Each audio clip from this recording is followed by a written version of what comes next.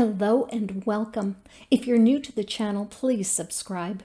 As I wrote this script, I was 40 subscribers away from 500. Yesterday, September 16th, Matt Dillahunty saw my request for subscribers and retweeted it and told people to send me an additional 500 subscribers. I can't thank Matt enough. Over the next 12 hours, I picked up 220 subscribers. And Matt is right. The real goal is 1,000 subscribers, because then YouTube will promote me more and I can reach more people. I will do a 500 subscriber celebration soon. I just need to coordinate schedules with a few people. So thank you to all of my new subscribers, and everyone please get a friend to subscribe so I can get to that 1,000 mark. Now, on to flags. When I was a child, wearing red, white, and blue patterns of stars and stripes and so forth was something that we did for 4th of July and a few other times. But people didn't wear the image of the flag itself. That was considered disrespectful, almost sacrilegious. This changed in the 1970s. It began with tasteful displays of the flag, beginning with the lapel pin. Outrage over the Vietnam War led to using the flag in protest speech, such as wearing a flag across the seat of your pants. The Supreme Court decision that this is protected speech normalized the wearing of the flag. The next step was burning the flag, which is now also protected free speech. Despite this being decided law, our president, our law and order president, who only wants to uphold the laws that suit him, keeps calling for the criminalization of flag burning. Today's topic is why this is very unlikely to happen. The National Flag Code was adopted by the National Flag Conference to provide guidance for the care and display of the American flag on June 14, 1923. It was not until December 22, 1942, that Congress enacted a federal law based on the National Flag Code. This law is now Title IV of the U.S. Code, Chapter 1, Section 8, last updated in 1998, and it currently reads, "No disrespect should be shown to the flag of the United States of America. The flag should not be dipped to any person or thing. Regimental colors, state flags, and organization or institutional flags are to be dipped as a mark of honor. The flag should never be displayed with the Union down, except as a signal of dire distress in instances of extreme danger to life or property. The flag should never touch anything beneath it, such as the ground, the floor, water, or merchandise. The flag should never be carried flat or horizontally, but always aloft and free. The flag should never be used as wearing apparel, bedding, or drapery. It should never be festooned, drawn back, nor up in folds, but always allowed to fall free. Bunting of blue, white, and red, always arranged with the blue above, the white in the middle, and the red below, should be used for covering a speaker's desk, draping the front of a platform, and for decoration in general. The flag should never be fastened or displayed, used, or stored in such a manner as to permit it to be easily torn, soiled, or damaged in any way. The flag should never be used as a covering for a ceiling. The flag should never have placed upon it, nor any part of it, nor attached to it, any mark, insignia, letter, word, figure, design, picture, or drawing of any nature. The flag should never be used as a receptacle for receiving, holding, carrying, or delivering anything. The flag should never be used for advertising purposes in any manner whatsoever. It should not be embroidered on such articles as cushions or handkerchiefs and the like, printed or otherwise impressed on paper napkins or boxes, or anything that is designed for temporary use and discard. Advertising signs should not be fastened to a staff or halyard from which a flag is flown.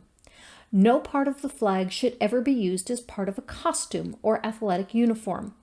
However, a flag patch may be affixed to the uniform of military personnel, firemen, policemen, and members of patriotic organizations.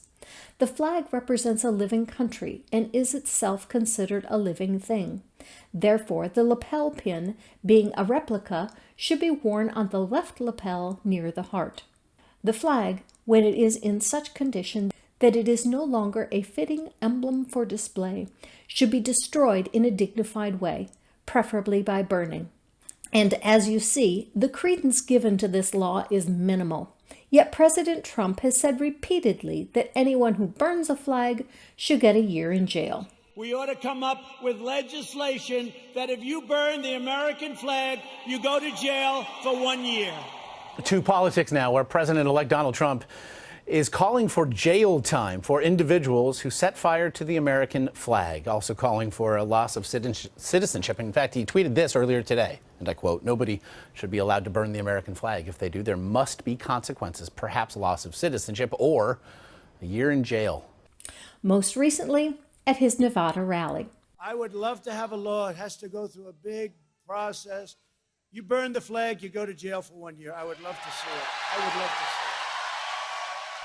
Despite the fact that his own followers flout the law we have, he would change the law to punish people doing what the law specifically allows, burning the flag.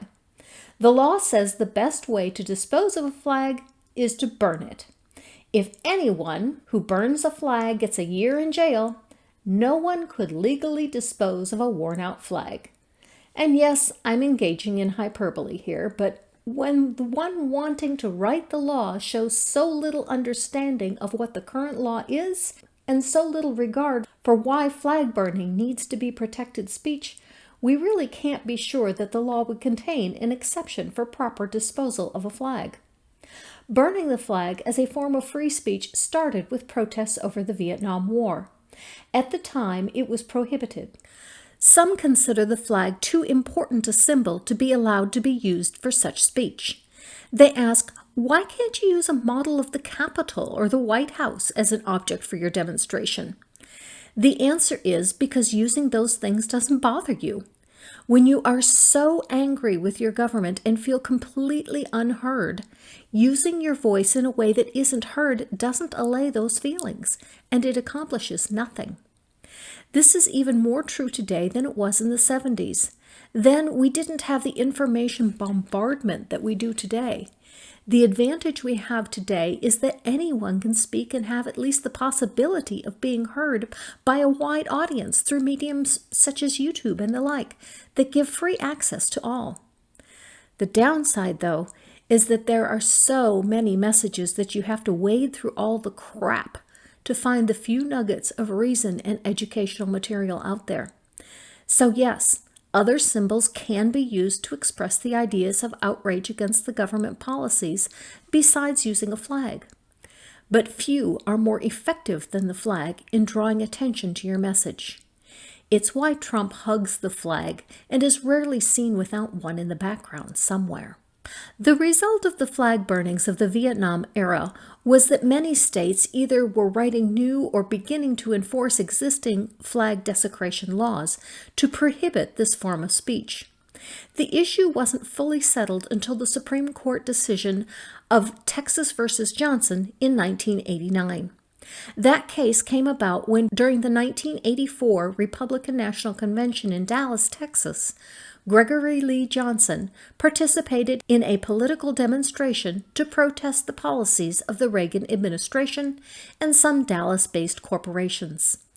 After a march through the city streets, Johnson burned an American flag while protesters chanted.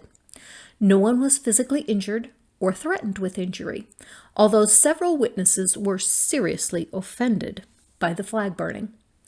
Johnson was convicted of desecration of a venerated object in violation of a Texas statute, and the Supreme Court of Appeals affirmed. However, the Texas Court of Criminal Appeals reversed, holding that the state, consistent with the First Amendment, could not punish Johnson for burning the flag under these circumstances. The court found that Johnson's burning of the flag was expressive conduct protected by the First Amendment. The court concluded that the state could not criminally sanction flag desecration in order to preserve the flag as a symbol of national unity.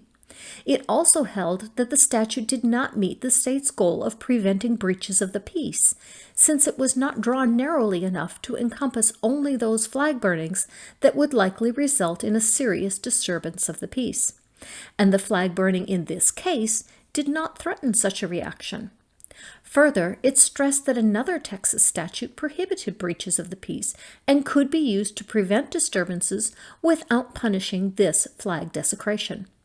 Thus it was held, Johnson's conviction for flag desecration was inconsistent with the First Amendment.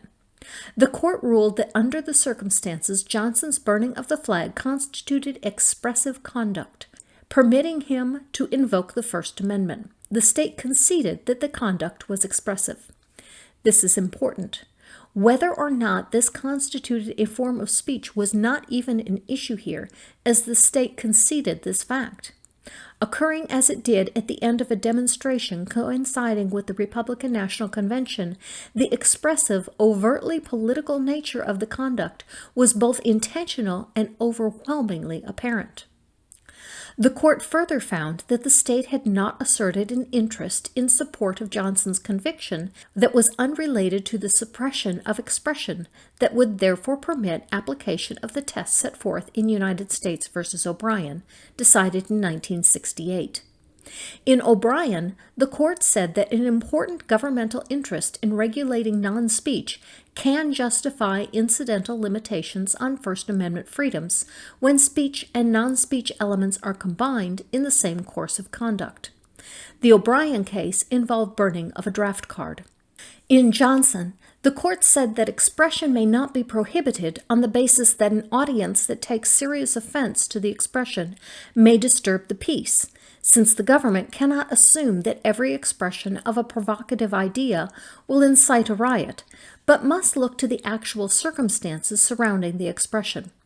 Since Johnson's protest was peaceful, clearly he wasn't inciting a riot.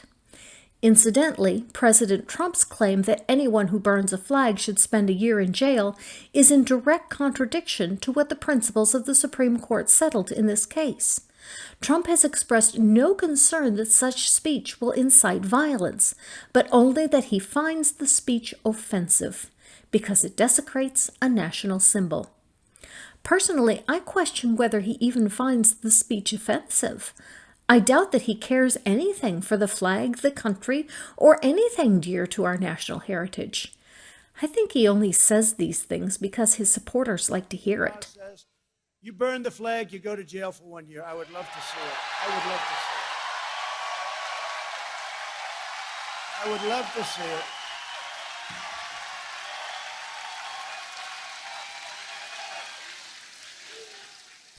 Once he's been voted out of office, it wouldn't surprise me one bit if he burned a flag on the White House lawn as he left for the last time. Now that would certainly get him some headlines. The third question in the Johnson case was, did Johnson's expression of dissatisfaction with the federal government's policies fall within a class of fighting words, likely to be seen as a direct personal insult or an invitation to violence? A state may pass legislation limiting speech in order to prevent imminent lawless action, and, in fact, Texas had a law specifically prohibiting breaches of the peace. Texas' interest in this case was preserving the flag as a symbol of nationhood and national unity. This is related to expression, not preserving the peace, and thus falls outside the O'Brien test. Someone recently complained on Twitter about their child being sent home from school for wearing this shirt. The parent felt that the child's free speech rights were violated, but this clearly falls within the exception under the O'Brien test. These words are likely to incite violent reaction, and specifically against a protected class of people.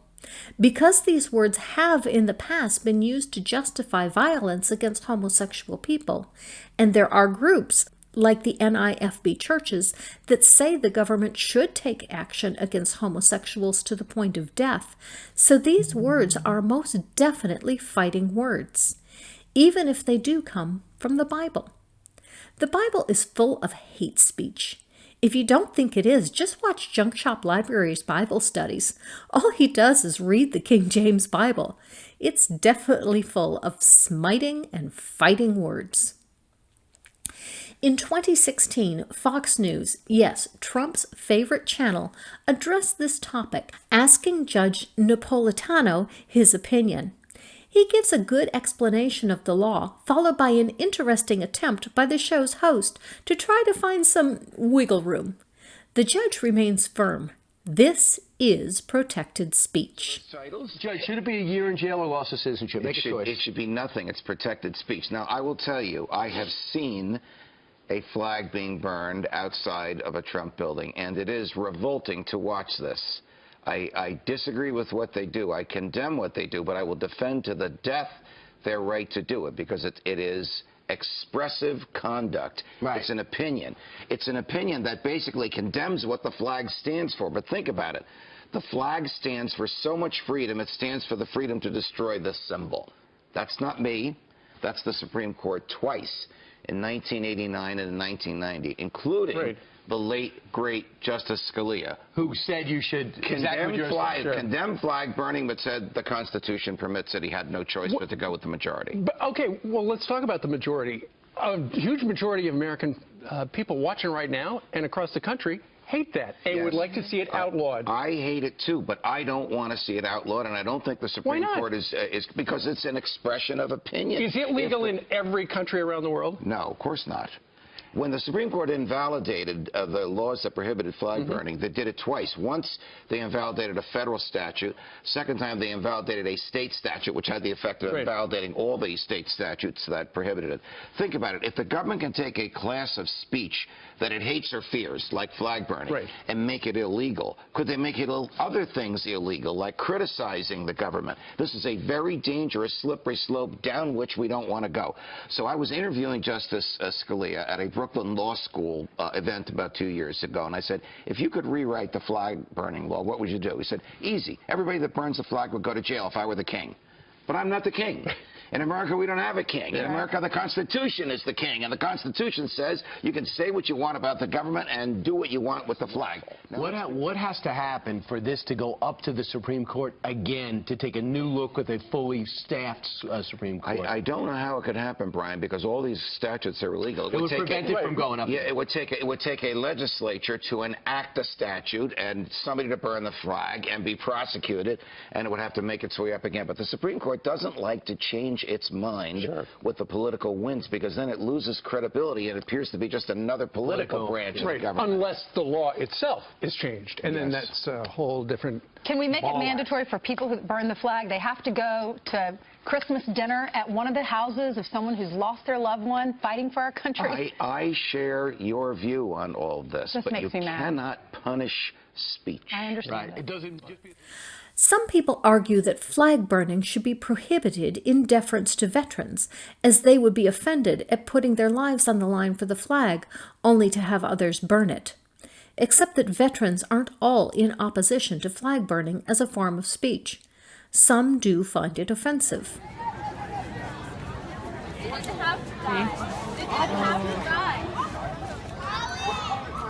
And those students... We're not the ones with the bullets. Okay, so turn your ass around. We're not the ones with the bullets. Why do you have that right to do this? Why do you have the right? Because people are dying for your stupid ass. You know what? They are dying for you, so you can have this right. You are shitting where you are eating.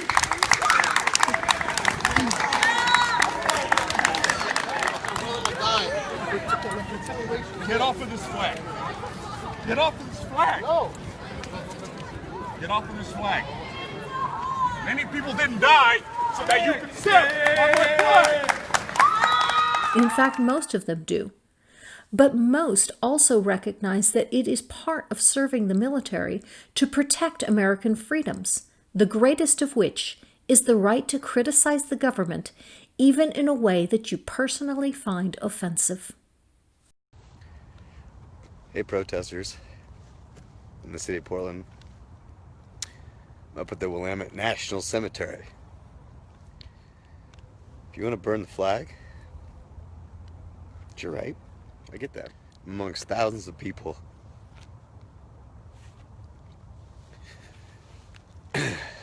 fought for their country and served.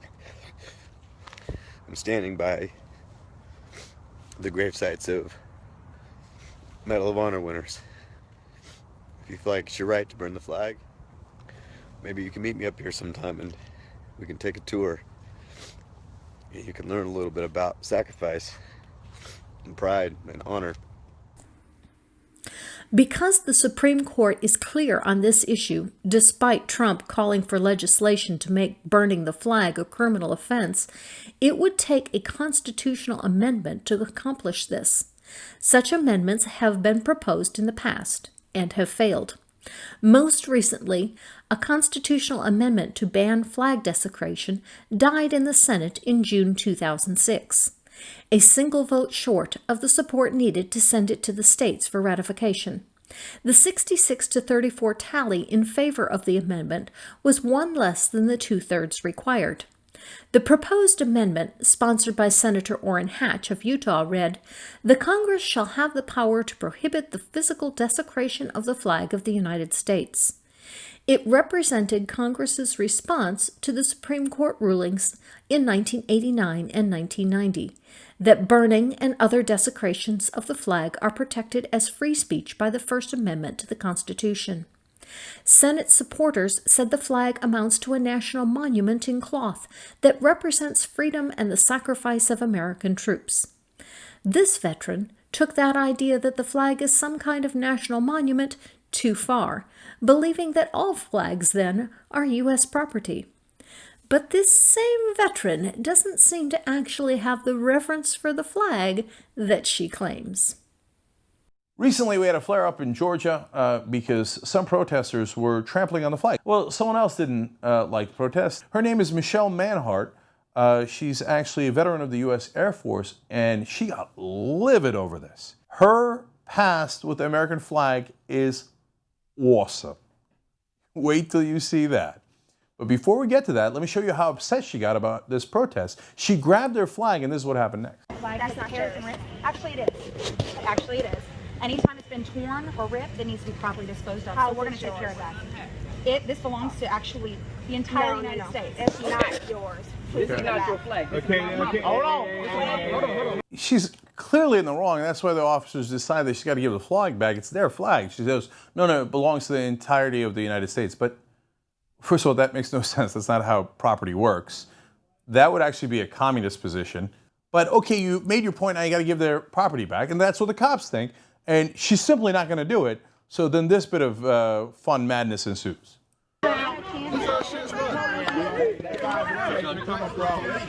had a Let it go. Grab it. Let it go. Stop. Do you see her hand on there? Let it Do you see her hand on there? All of you are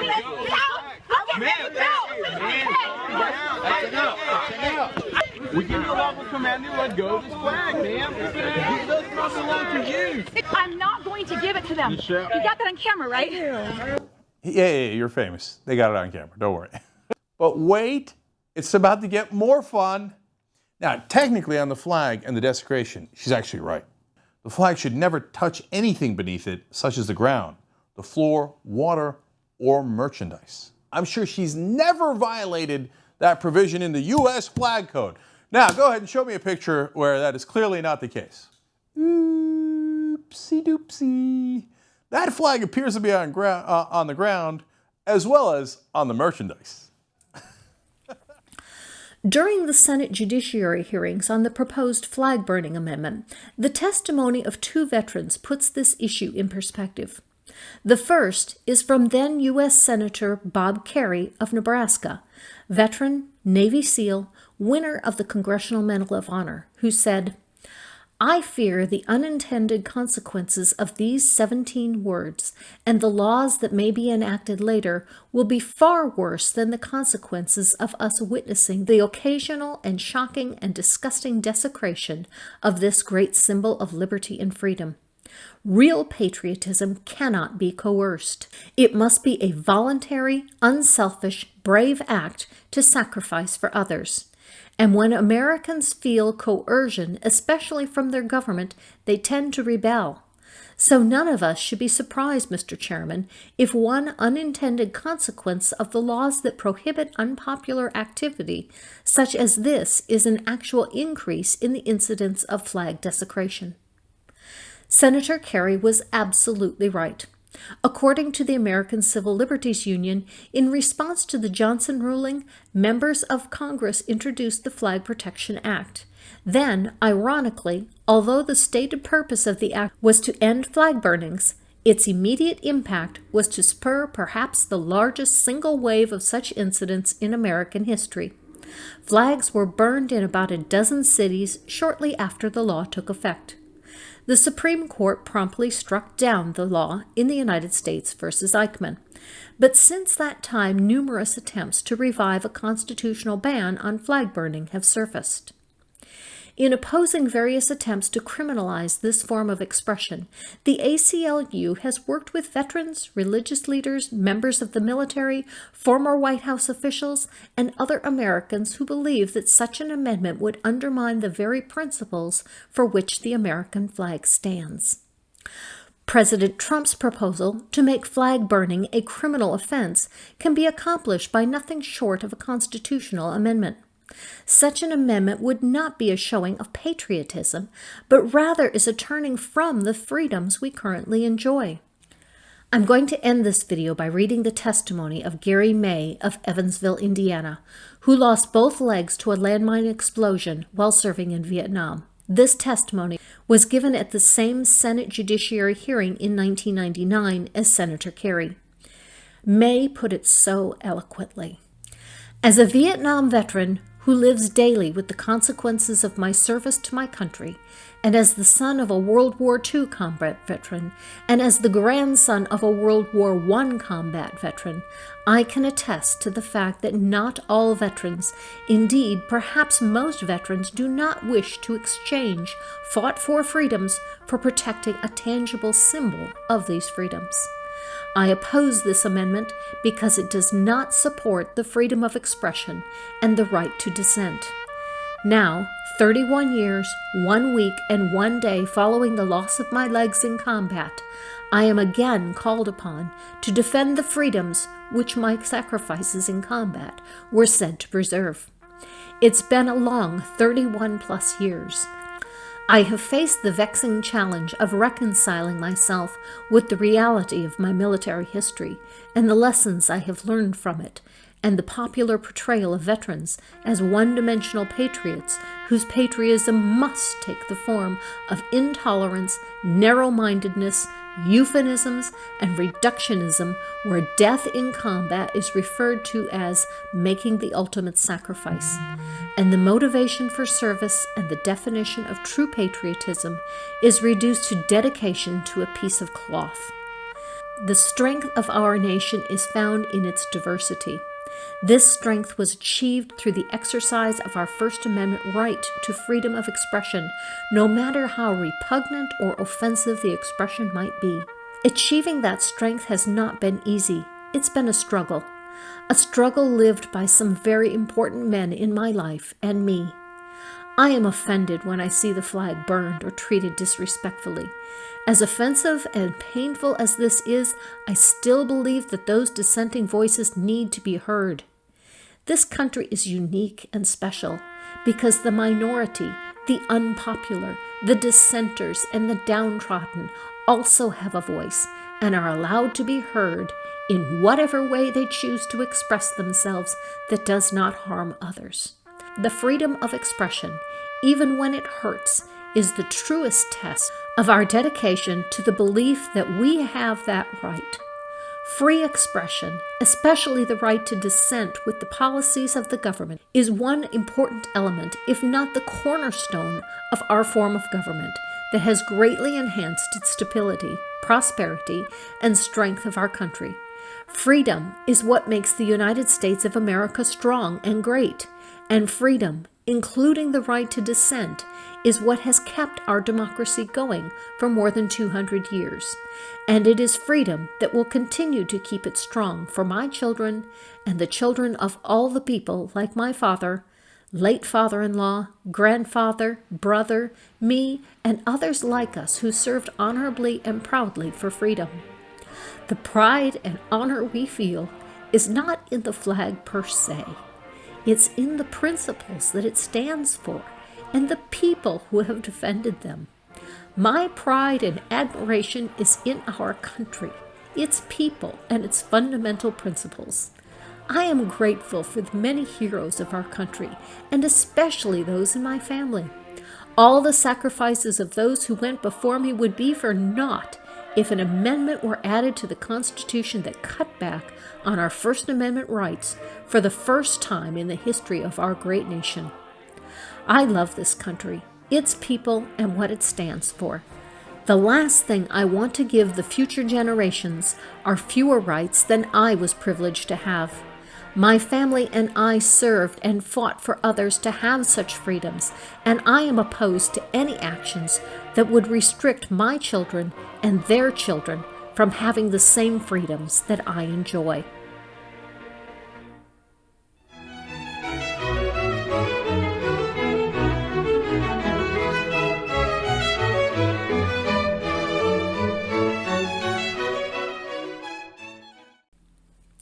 As a veteran